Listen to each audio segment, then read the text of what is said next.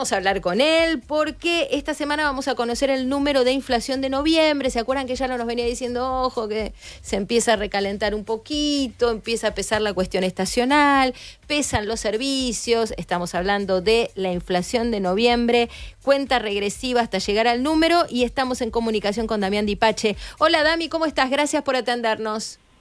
¿Cómo va, Marina? Buenas tardes. Bien, ¿vos? Excelente. ¿Me tengo que preocupar, Dipache? Yo creo que no, porque a nosotros la inflación nos da 2,3%, es una inflación que todavía no logra cruzar el umbral del 2%, probablemente diciembre tampoco lo logre cruzar, y ahora lo que va a suceder o viene sucediendo es que en principio servicios están presionando más que los bienes, básicamente porque vas a tener recuperación de tarifa de servicio de energía eléctrica, de gas. De hecho hay un programa de eliminación de subsidios nacionales en tarifa, comienza a subir transporte.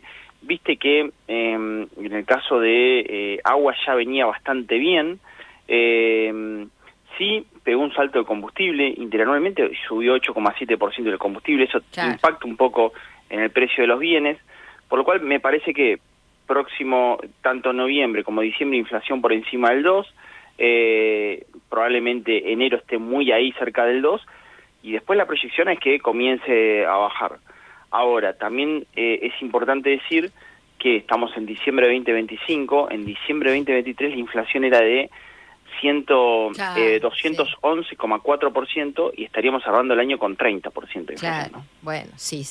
No hay que perder esa referencia, ¿viste? Porque bueno, es necesario tener memoria.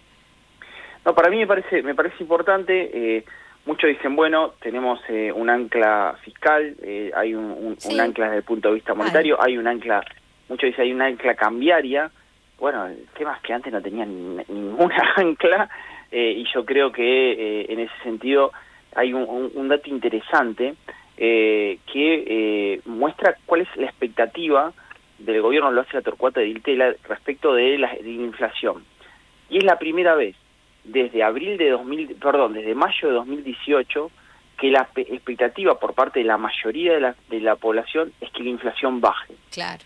Y esto no pasaba hace tiempo, porque incluso en otros indicadores que hace la Universidad Torcuato de Ditela no pasaba eso. Todavía había cierta incertidumbre. ¿Por qué? Porque en contexto electoral uno tenía incertidumbre que iba a pasar con el tipo de cambio posterior a la elección, que nuevamente podía ir a precio, etcétera. Bueno, eso no sucedió. A partir de ahí se despeja un poco el escenario, y la mayoría de la inflación también prevé que de una forma u otra la inflación va a ir descendiendo en el tiempo, ¿no? Claro, me parece clave lo que decís, porque viste que las demandas de la ciudadanía son ilimitadas, y también fagocitamos los logros muy rápido, ¿no? Y damos por hecho, creo que por un lado está bueno porque incorporamos de alguna manera la regla fiscal y ya todos entendimos que no es sostenible vivir por encima de nuestras posibilidades, es decir, gastar más de lo que entra. Está bueno que lo hayamos digerido eso, y también está bueno que nos acostumbremos a vivir en la normalidad que supone una inflación medianamente manejable, vamos a decir. Igual debería ser más baja todavía, pero es cierto que fagocitamos las buenas noticias muy rápido y enseguida aparece lo próximo, ¿viste? Entonces, bueno, a la hora de hacer un balance me parece clave que subrayes que ha sido un buen año en materia de inflación y de variables macro. Nosotros, por estar en los medios de comunicación, siempre exacerbamos aquello que no funciona. Y el vaso medio vacío, claro, porque es nuestro rol primero, y porque si no sos no sé, un panfletario del gobierno, es nuestro rol la mirada crítica sobre lo que ocurre, y segundo porque, bueno, se trata de ir por lo que falta. Totalmente, pero sí me parece importante, incluso que estamos viendo un diciembre casi inusual. Cierto. O sea, a mí me decían, ¿cuándo se realizan las compras navideñas? Y bueno, tuviste 2 ciclos. En diciembre del 2023, en esa Navidad, las compras se habían hecho en octubre. Esto es inédito. Gente comprando lata de atún 2 meses y medio antes, comprando los regalos. ¿Vos te acordás de eso, no? Sí, obvio, que es una forma de ahorro para ganar la inflación. Nivel de decisiones por pérdida de poder adquisitivo del peso y por corrección cambiaria futura. Bueno, no estamos en ese escenario. 2024 tuvimos inflación del 84%, ya bajando 2 dígitos, y las compras navideñas se hacían primera semana de diciembre. Había algún tipo todavía de inquietud respecto de qué podía pasar. Hoy, las compras se hacen en Navidad. ¿Cuándo se hacen las compras? Y el fin de semana anterior, el mismo día, el día anterior, no 2 meses antes, ¿me entendés? Y esto parece anormal, te lo juro, parece anormal. Sí, por eso el otro día no sé con quién hablábamos, que le pedimos una referencia de cómo venían las ventas respecto de la Navidad pasada y nos decía, no te puedo dar la referencia por esto que vos apuntás, que es el cambio del hábito del consumidor. Viene mal, porque claro, viene mal, volumen, claro, viene parece mal. que viniera una catástrofe, claro, obvio, pero nos hizo el mismo análisis que estás haciendo vos. Mira, estoy bien, tengo acá una tabla. Diciembre de 2023, dólar cerró en 894, en 1465, 63,7% de aumento. Sí. La inflación mensual era de 25,5, ahora es del 2,1%. Claro. La inflación acumulada anual, 211,4, ahora del 30%. La tasa de política monetaria, que es la tasa de interés, 100%, ahora estaría en el 20%, cayó 80%. Reserva Banco Central, 23.073 millones de dólares, ahora 42.883 millones de dólares. Bueno, reitero, la macroeconomía mejoró. Gran desafío siempre, y yo escucho que muchos dicen, bueno, con una macro, la microeconomía es la suma de la salud de la macro. Sí, probablemente, todavía en muchos sectores no ha llegado a la micro. Y eso porque, ¿sabés que lo hablábamos unas semanas atrás con Enrique Sebach, que me decía, yo me resisto a separar la macro de la micro, o a que me digan, la macro funciona, la micro no funciona, porque estamos hablando siempre de la misma cosa, y es impensable que se pueda escindir la macro de la micro.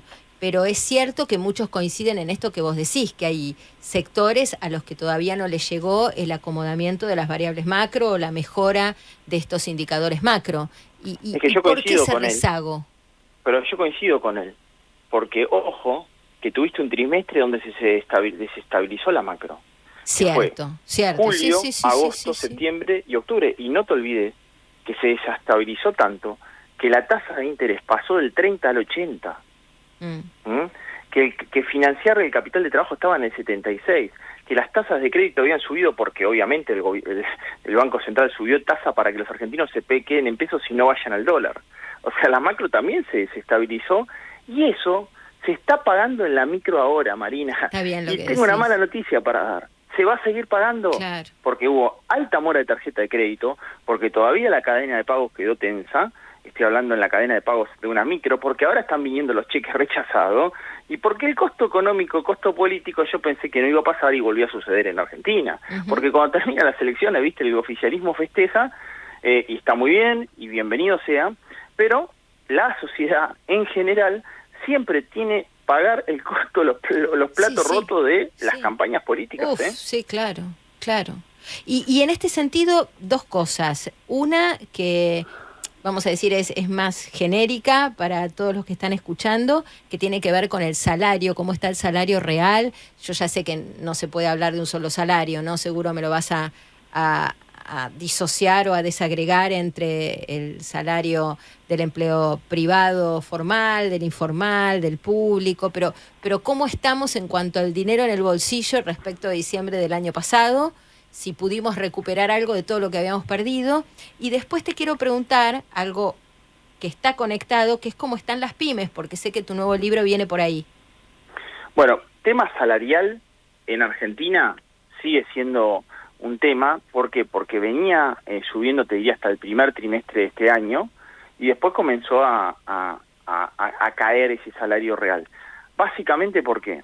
Bueno, porque si bien la inflación bajaba, todavía tuviste una inflación de servicios por encima del promedio. Porque cuando vos tomás el acumulado, la inflación promedio en Argentina versus el salario, le gana en muchos casos incluso el salario privado registrado. Ahora, cuando vas a el caso de servicios, y servicios muy inflexibles para la clase media, estuvo por encima del salario. Entonces la pregunta es al revés. Vos, si querés seguir esa clase media, siendo clase media, ¿sacás a los chicos del colegio? No. te cortás la prepaga, quizás te bajás de plan, pero no la cortás. El celular lo seguís pagando. Si querés seguir siendo clase media, esos servicios estuvieron por encima de tu nivel de ingreso. Entonces te retira parte de tu ingreso disponible para derivar a gasto. Primer punto. Segundo, como eso también sucedió, muchos te tuvieron que financiar con tarjeta de crédito una tasa elevada, por lo cual hoy le están restando ingreso disponible para derivar a gasto porque tienen que pagar la tarjeta. Sí. Eso es lo que está sucediendo en definitiva. Y también, hay que decirlo, era un costo a pagar.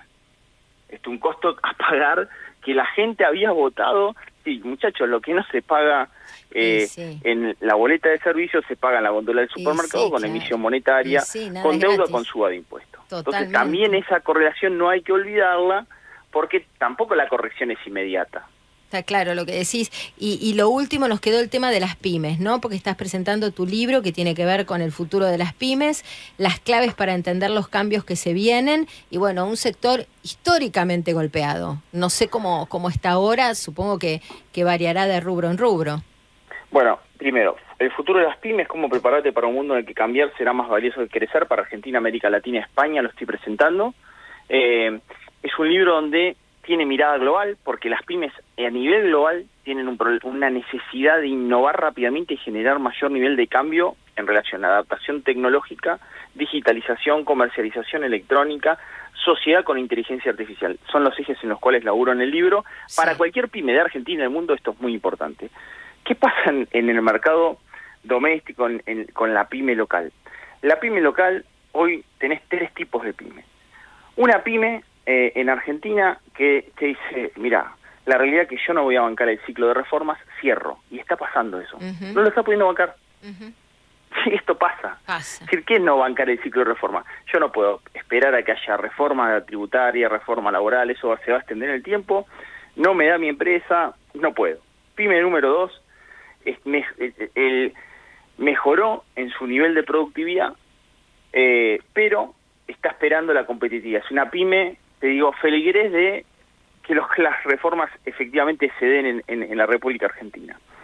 Y ojo que hay una pyme número 3 que mira el horizonte, pero tiene problemas en el presente. O sea, tiene problemas en el presente. ¿Por qué? Porque esa suba de tasa la dejó herida, esa suba de tasa la dejó complicada.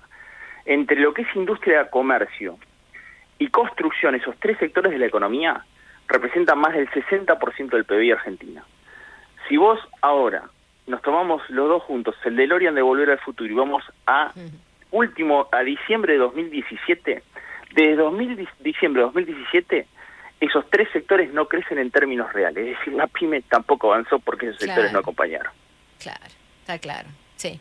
Bueno, mucho trabajo por hacer. Ojalá que en el 2026 aparezcan estas reformas estructurales que son tan necesarias para sacarle la pata de arriba de la cabeza a los que apuestan por el país, ¿no? Porque la verdad es que se hace muy complicado. Me decía el otro día un empresario que había traído un contenedor con materiales y que terminó pagando, no te quiero mentir, pero de IVA me dijo el 21 más el 20 más otros impuestos. Bueno, conclusión, el 100% del costo de lo que trajo es lo que terminó pagando en impuestos, con lo cual, viste, es inviable. Y después todo el tema del campo, las retenciones, ¿no? Que sea por impuesto o por retención, estás ahogado como productor. Y la única opción es, para el agro, los latifundios. Pero el que tiene una pequeña parcela se funde. Ahí tenés 2 miradas. Uno es la pyme que para el retorno de la inversión, si compra un bien de capital, lo va a pensar en el tiempo. Claro, es decir, che, ¿cómo va a ser ese retorno de inversión? Con alto impuesto va a ser mucho más lento y probablemente no llegue a tenerlo. Con horizonte, porque la pyme vota en el mercado con horizonte de baja de impuesto, va a ser más rápido.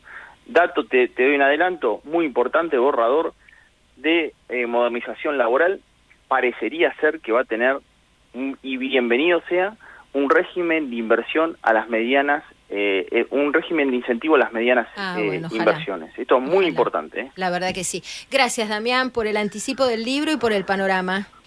Un placer. Beso grande, Mari. Besos. Era Damián Dipache y pasó por el aire del Observador 107.9. Estamos en el 11.